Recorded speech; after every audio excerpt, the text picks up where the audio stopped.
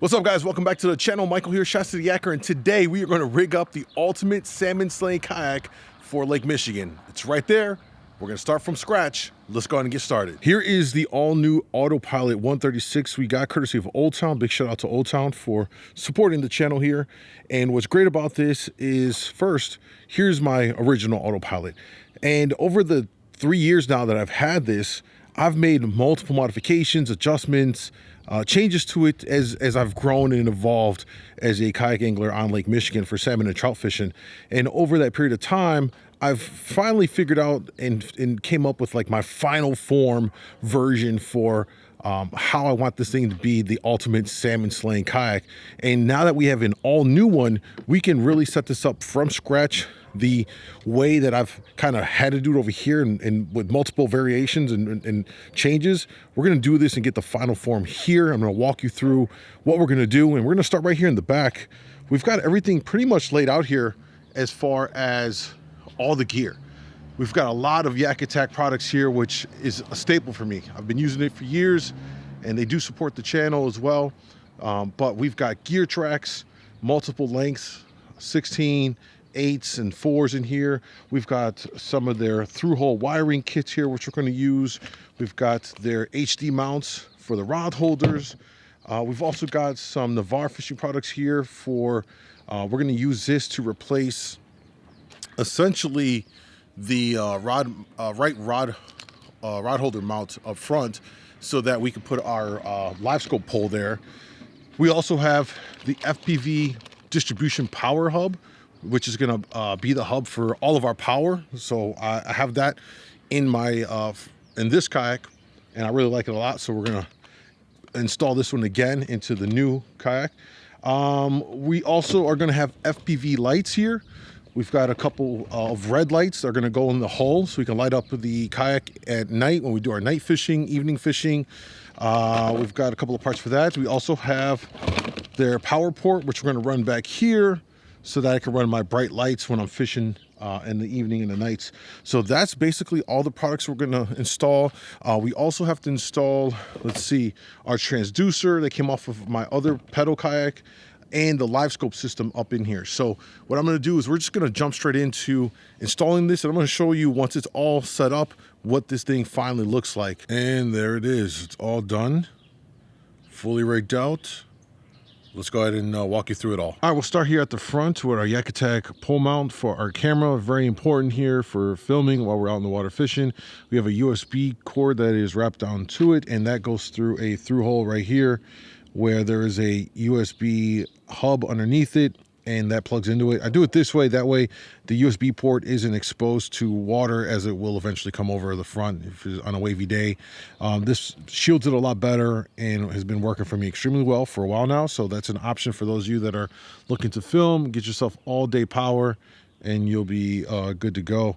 We also have a Yak Attack through hole here, and this is going to have our transducer and our steady cast lines going in here. And then down in the hole, we are using an FPV distribution hub to connect all of our power and set that all up over here. Oh, by the way, there's a 4-inch piece of gear track right here that allows me to mount this all with the lock and load system. And this fits perfectly, a little 4-inch piece of gear track on either side. Moving down, you'll see here, we also swapped out the stock gear tracks for the 16-inch Yak Attack gear tracks on both sides. This just has way more stability because it's anchored on both sides and with multiple screws all the way down it. I mean, it's super rock solid. And so the rod holders and the fish finder all sit on this much more stable versus the plastic kind, and a lot cheaper than some of the other kind of replica kinds that they're making in aluminum right now, which you might pay 50 to 100 bucks each or something like that. So very cost-effective option, works fantastic. Then we'll have here our Panfish Portrait Yak Attack mount. I added an extra 4-inch piece here, and I kind of use this camera just if I'm going to do a live stream from the water, or when I want to take a picture, I can move it out of the way, and then when I want to take a picture, I'll swing it over center of me, and then it'll take a picture of me right there with a fish. On the other side here, we have another Yak Attack through hole. That's where our fish finder transducer port and power for the Garmin unit come out of there. We have a three-way through hole here that allows me to bring out the rest of the cables for our NEMA network, our GLS 10 network, and then the extension cable for the live scope, which is what this big thing is here. I like doing it this way so that if I want to take the live scope off, I can completely take it off and remove everything, and then when I want to come back, I can connect it and be good to go. Otherwise, if I were to run the line directly to the black box, it'd be hardwired, and I can never remove it out of the kayak without having to go fish lines out. We take the excess cabling, we wrap it up, and I kind of tuck it underneath the base for it, so that'll come up and out, and we'll remove that as needed. When I'm actually using it, it'll go on this mount right here. That is a Navarre rod tube replacement track. So I'll actually put this base over here, and that is where I'll use my live scope. Then the fish finder is right here. All of this is on that side of the track. Pretty straightforward. We'll move along to the middle here. On each side of the seat in this space, you can add a 4-inch piece of gear track, which is what I've done on both sides. And what I utilize this for is my center line down the kayak when I'm trolling. So right now it's out of position. So when we're fishing with it, we'll turn it back 90 degrees. And then you'll see right here, that line kind of just floats straight back out of the way. It's been fantastic for me. And if you want to do this, you will need the 90-degree connector from Yaker to pull this off with your lock and load system. But it's fantastic, and it works great if you are trolling 3 rods for a center down the chute rod, if you will. Then as we come back behind here, there's an open space on this portion of the kayak. So what I do is I add an 8-inch piece of Yaker gear track here, and this makes it so that I can mount my Blackpack Pro right to it. And I actually travel with my kayak, with a crate in the kayak, just like this. It's all secured, tied down. So for sure, take advantage of this open space and add a piece of gear track right here. 8 inches is about as best you can go, because otherwise there's too much curvature over here. It's not flat enough. 8 inches right here is flat enough for you to mount it, and it works out perfectly for additional mounting options and solutions. We've got the Blackpack Pro in here, all those 6 different rod tubes, which is fantastic. This is also on the other side as well. We'll move down over here. We have the stock gear track that comes here.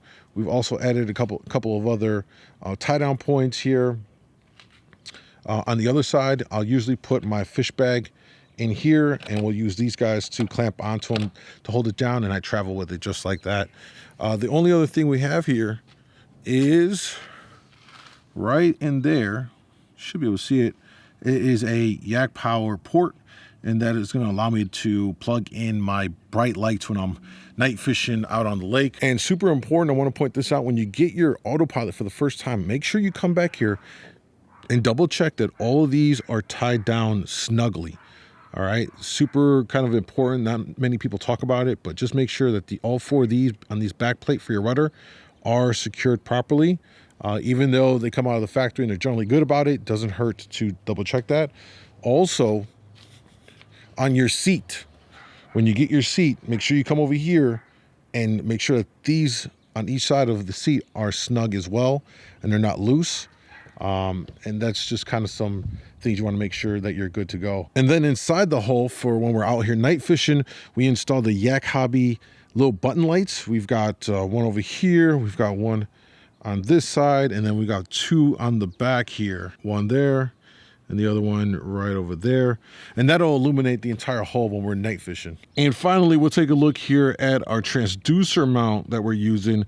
This is the Yak Hobby transducer mount for Garmin, and this thing is beastly. I can't recommend it enough, not only because it's a good product, but I actually helped develop this with the Yak Hobby team, and it's been great. This is actually version 3.0. I was there to help to make the first iteration of this for the autopilots.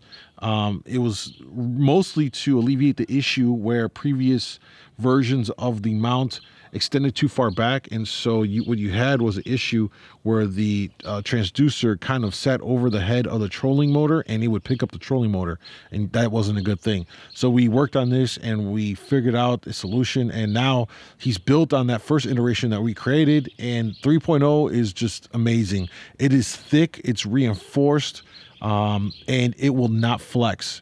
This transducer, as many new transducers now, are really big, long, and heavy, and this thing will not sag over time. It's rock solid, and it's also adjustable because of the eyelets.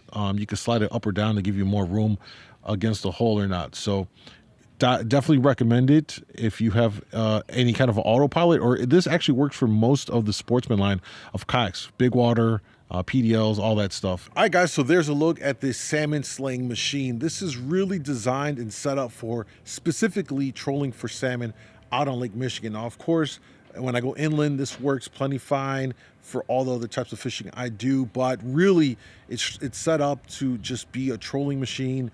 Once the rods are all out, the rod holders, everything the way it's configured, being able to fish in the evening and night, especially in the fall for the kings, super important.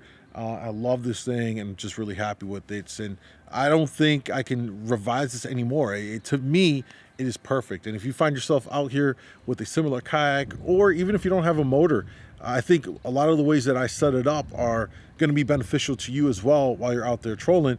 So if you have any questions about the setup, feel free to ask down below in the comments. Be happy to offer some advice or get more details to you about it. And don't forget to check out the description below for more info on joining my Patreon to support my Discord community server for Lake Michigan Kayak Fishing, and to get any and all of the gear that you need through my Amazon storefront shop. It's right there for you. Check it all out. Thank you guys for watching. Like, subscribe, and I'll see you guys next time.